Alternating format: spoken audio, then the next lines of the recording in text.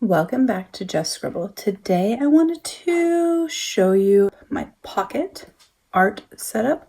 If you hear some noises or banging going on in the background, it is my 6-year-old playing in the living room, so I apologize if there's any noise or distractions that pop up. But I wanted to get this filmed. I had told you guys I was going to do this soon, and so I wanted to get it out for you. So this is going to be actually a 2-part video. The first part, I'm going to talk to you about my overall setup and how I use it. And then the second one is actually going to be more specific about my paint palettes and how I set them up and the colors that I chose, because I think that someone may want to see just the paint palette video and they may not care about this piece of it, or vice versa. And also it'll just keep the videos a little bit shorter so they're not quite so lengthy. So if you follow me on Instagram, or if you follow Rowena from Sojourner on Instagram, you may have seen a live she did, and then she posted a video of it in her feed where we scratched up my Caribou trifold passport on the sidewalk at a meetup. While we were there, she had showed me her Caribou classic that she had been carrying for travel, and she had scratched up the Caribou, the Roadrunner, and the Stag and done a live showing that, and I got to see it in person, and I thought it was absolutely gorgeous. And one of the notebooks I had with me at the time was my mini art journal, which is in this trifold passport of hers. And she asked if I would want to try my hand at distressing and scratching up my Caribou. Normally I don't roll my notebooks much or, beat them up on purpose. They get beat up on their own, and I'm okay with that because I toss them into bags, throw them on the couch. They go with us to meals, they're around dogs, a 6-year-old, and so they kind of get banged up anyways. But her notebook looked really cool, and since this was my art journal, I thought it was the best one to try, and it was very, very pristine before that. If you watch my video where I talked about, when I did my unboxing of this, but also the second video where I talked about how this setup, the trifold, wasn't right for me for a wallet and that I was going to repurpose it as an art journal, you can see what it looked like beforehand. But before I get into my actual art, I was going to show you what it looks like. So this is my distressed and beat up notebook. As I use it more and it gets oils from my hands on it, some of these scratches will actually kind of go away and fade into the background. We scratched it up on the asphalt outside of the coffee shop, and then my son saw the video on Instagram and watched it with me, and he wanted to add to it, so he actually scratched it up outside of a doctor's office one day as well. So we have kind of added to it, and so now it is something that he contributed to as well. And I really think it's gorgeous. It kind of took off the finish and went down to kind of the raw leather. It is much softer now, and it actually squared off after I did that because it kind of, I guess, loosened up the leather some. I did take off the elastics when I did it, so if you do it, I would do that because otherwise the scratching will kind of rub at your elastics and it can actually tear them. And I have since also changed out my closure elastic to this elastic from Illustring because I thought that the color variation in it kind of pulled the color of the stitching and the color of the raw leather and the dark all in one, and I just thought it looked really cute. So this is my pocket art journal. I will not say that I'm the most consistent art person. I always have a lot going on with my kiddo and my full-time job and the channel and Facebook and Instagram and everything like that, but I do try. And in October I participated in Inktober, and so I was going to share with you my pictures from Inktober that I did in this notebook, and then show you my other inserts in here, how I set up my dashboards, and then I'm going to go through my pocket pouch of tools. So this is my trifold art notebook. I have some cardstock in my dashboards, which you can see that I got from one of those thick packs of cardstock where you get lots of different colors and patterns in them from Michael's, I think it was where it was from. And so I just put it inside my Chic Sparrow dashboard. It looked kind of like watercolor to me. And then I have paper penguin inserts inside. This one is a Tomoe River insert, and the back one is an onion skin insert. So it's like crazy tissue papery thin. In the center, I have a dashboard that has a kind of navy shimmer paper in it. And I have inside there swatches of my 2 pocket palettes. And so one of my pocket palettes has like my reds and my pinks and my purples, and the other one has my blues and my neutrals. And so I kept swatches there with their names in the order of how the palettes are set up. That way when I'm using them, it's very easy for me to tell which paint is in which little cavity, because sometimes when they're dry, it's hard to tell, especially when you get to like the purple and things, because it's very, very deep and dark. So it's hard to tell. So my center dashboard has my swatches. And when I do part 2 of this video, I'm going to show these paints in more detail and talk to you about why I picked them and what brands they are and that kind of thing. But I want to share that. And then in the center right now is my sketchbook that I used for Inktober. So I will not keep this one in there permanently because it is actually full and complete. I may put a different insert in here and make a swatch book where I show how my colors blend so that I can kind of keep track of mixes that I like. But initially it may just hold nothing and it may just have the dashboard on that elastic. So in the pocket, this is a traveler trifold. And so this pocket would actually hold another passport insert. I could keep a stencil or credit card or a card for you to use as a ruler, anything like that inside there.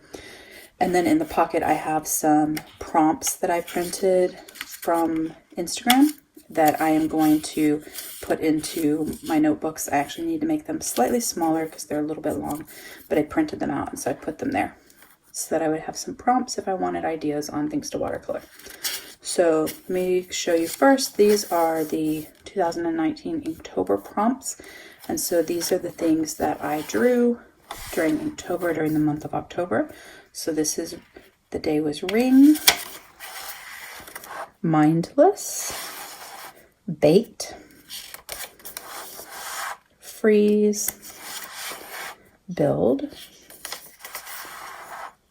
husky and enchanted, frail and swing, pattern and snow, dragon and ash, overgrown and legend, wild and ornament, misfit and sling,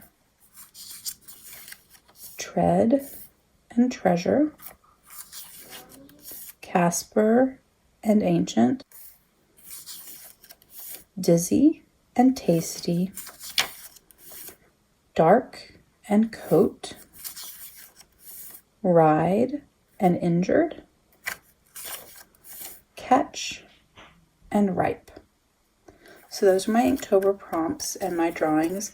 In the past when I've done Inktober, I most of the time have not finished the entire month, and this time I did, so I was very proud of myself. And in the past I've generally done them in color, and this time I decided I would do black and white with the exception of the red X on my treasure map and the gray shading that I did on my cupcake, and some little eyeball fill and things on the dizzy. But everything else is just black ink. Almost exclusively it is a platinum carbon desk pen with platinum carbon black fountain pen ink, and there's a little bit of micron in there as well. So that was my Inktober. I will say I am not the world's greatest artist, but I do enjoy drawing and sketching and doodling and things, and I like the concept of Inktober a lot because it gives you something to draw about.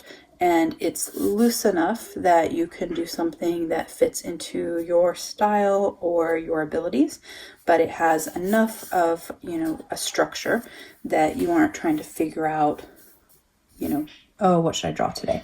So if art and drawing and sketching is something you're wanting to get into, you could do this at any time. There are other prompts too. Let's see. Like this is an Inktober one that's about plants. There's Bloomtober. There's an Inktober flowers. There's a different Inktober list, and there's many, many, many more. And so if you are struggling with ideas or need kind of a focus, finding some of those prompts, even the ones from past years of Inktober or other ones, are a great way to do it. And then I really enjoyed my ripe pears, and so I then took them and I added them in my Tomo River, and I did watercolor on them at a later date, and I think they turned out really good. I love the coloring and the shading, and I just think it's really, really pretty. So I haven't done a lot of other art in here since I added the pear, because I was doing my Inky Art School, which I have a separate video on that's on my channel, and so I haven't had a chance to be in here because I was drawing every day for that. But I will be drawing in this more, and it's tiny. It is passport size, so they are 3.5 inches wide by 5 inches tall, and so they fits in my bag. Even if I'm carrying a small bag, it's very compact. It doesn't take up a lot of space. It doesn't weigh a lot. It feels good holding it. It's not overwhelming because the page size isn't too big. And so that is my mini art journal.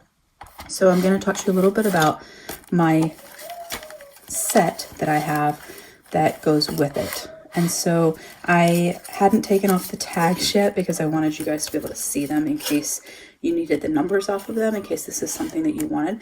But this is the extra small Delfonics pouch. So I have all the sizes, I think, of Delfonics pouches, including their pencil case. I have a small, a medium, a B5. I have this one. I love Delfonics pouches, and in December I have a video planned to show you all of them and the size differences and the different uses of them. But the extra small is new, or relatively new, and so I got one.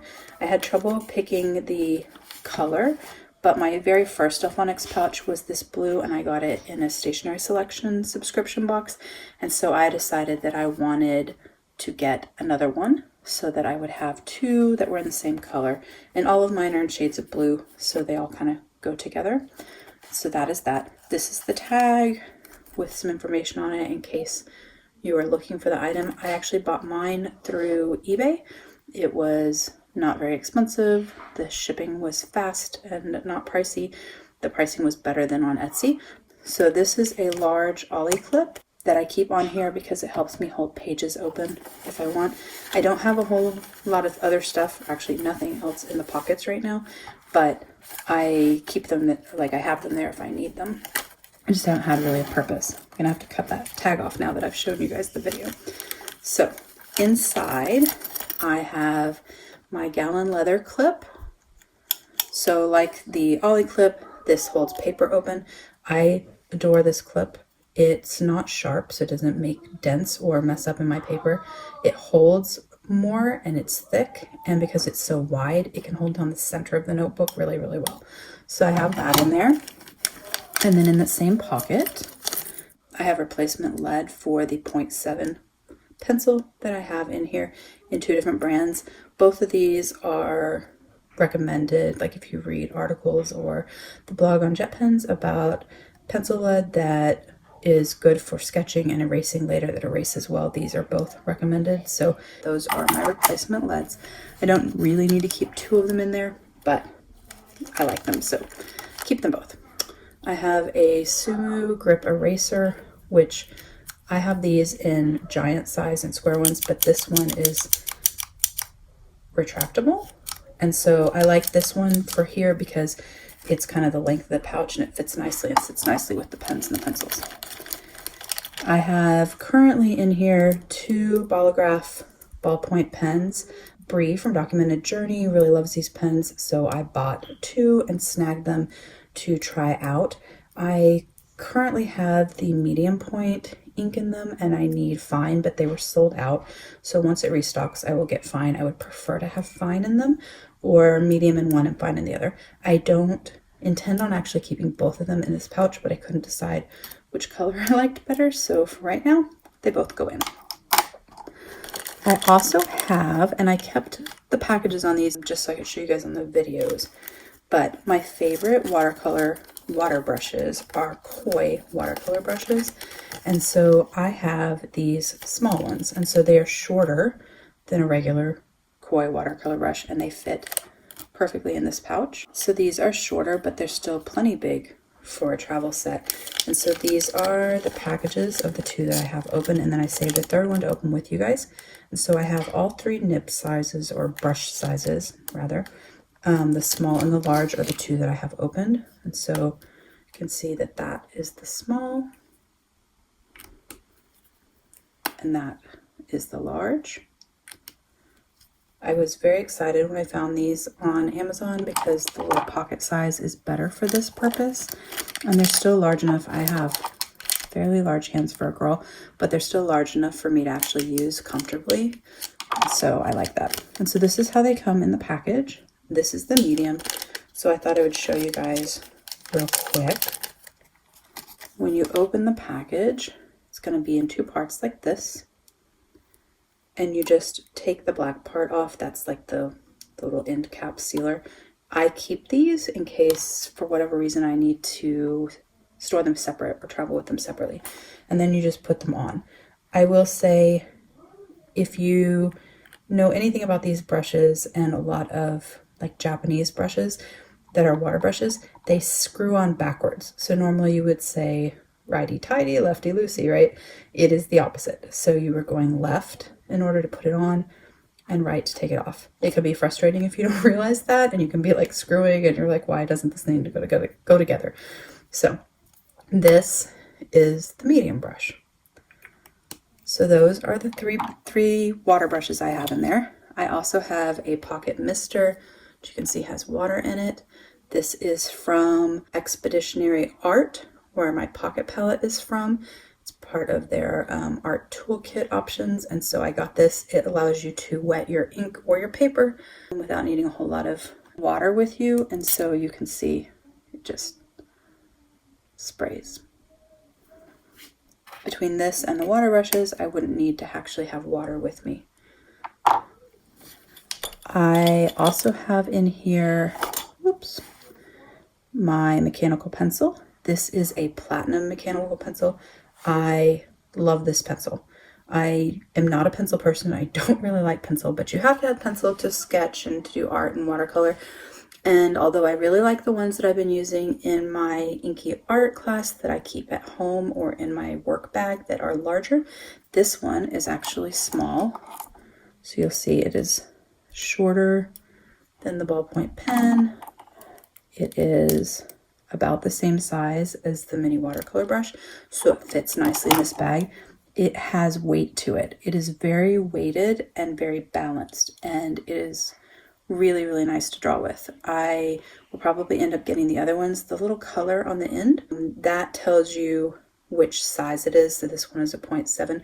There's also a 0.5, and I forget what the third one is. And so they all have a different color little ring. This one is teal. And then in the tip, if you can see that, it has numbers and letters, so you can mark what size lead you have in there. So my leads are HB, and so it is marked with the HB. But you can spin that little ring, and that way you don't forget what you have in your pencil. So, and I adore it. I'm super happy with that purchase. It's a little bit more expensive, but to me it's completely worth it. It does have an eraser on the end, which I have used, so that's nice too. I also have in here 3 Escoda brushes. These are all Prado brushes, so they're a synthetic sable brush. These are their pocket brushes, and so they fit in there, and then you take the lid off and it is a full-size brush. And so I have a set of 3. This one is a 10. This one is a 6.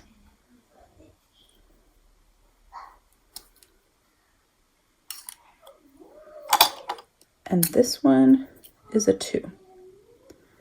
And so I wanted some nice brushes that weren't just watercolor brushes to have in my set and at my disposal when I'm out and about. I have nice brushes at home, or relatively nice, but I wanted something travel size, and seeing that Brie uses this brand, I've read a lot about this brand.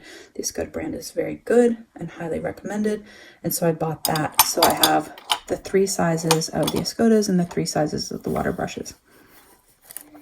The one thing I will say I don't have in here right now is a rag or a sponge or something to wipe off my brushes.